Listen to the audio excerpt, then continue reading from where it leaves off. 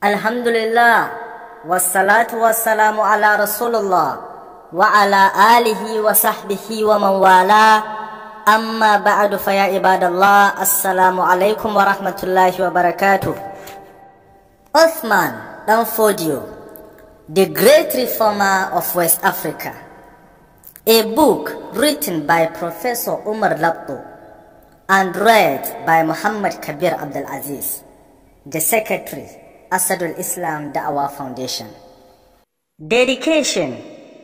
This work is dedicated to the builders of the great Sokoto Caliphate and to all those who are currently engaged in the struggle to restore Islam in its former position. Contents. Chapter 1. The Life of USMAN DANFODIO. Background.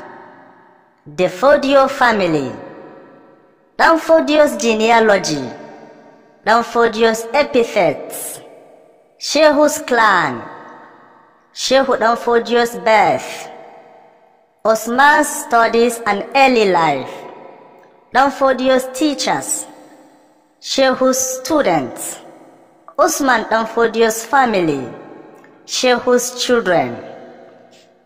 Chapter 2. The Jihad of USMAN DANFODIO. Preaching tours, DANFODIO and venal scholars. Armed struggle, DANFODIO's death. Chapter 3. Perspectives on the Sokoto Caliphate.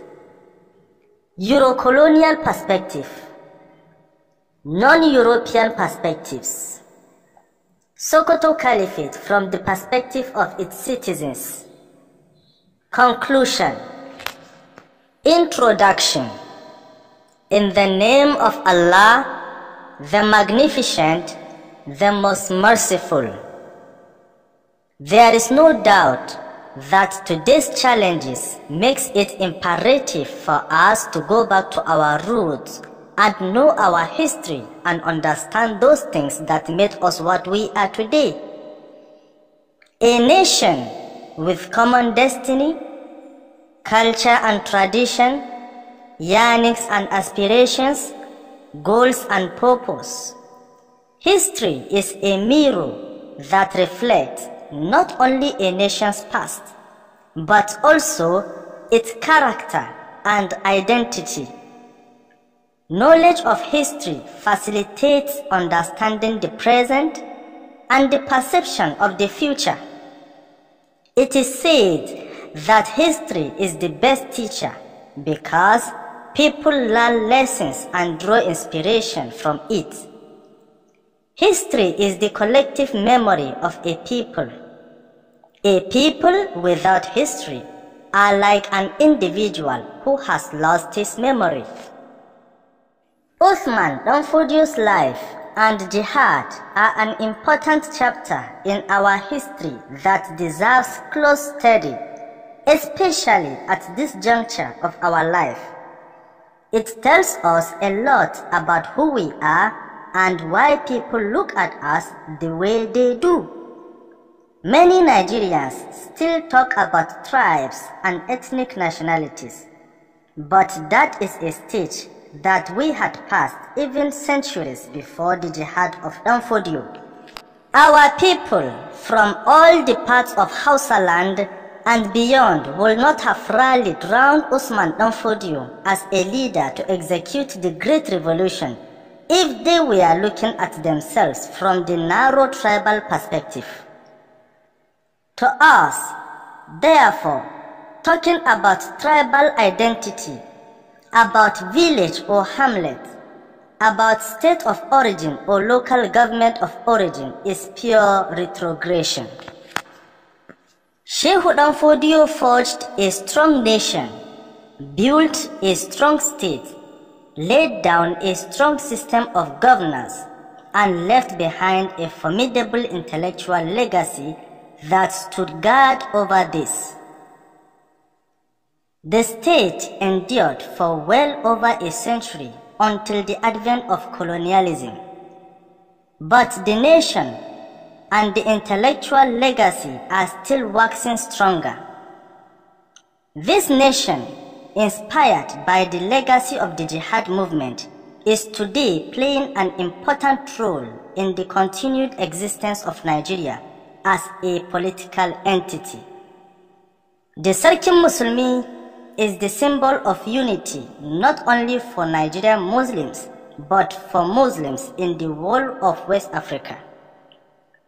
The unity of Nigerian Muslims can be the basis for the unity of this country.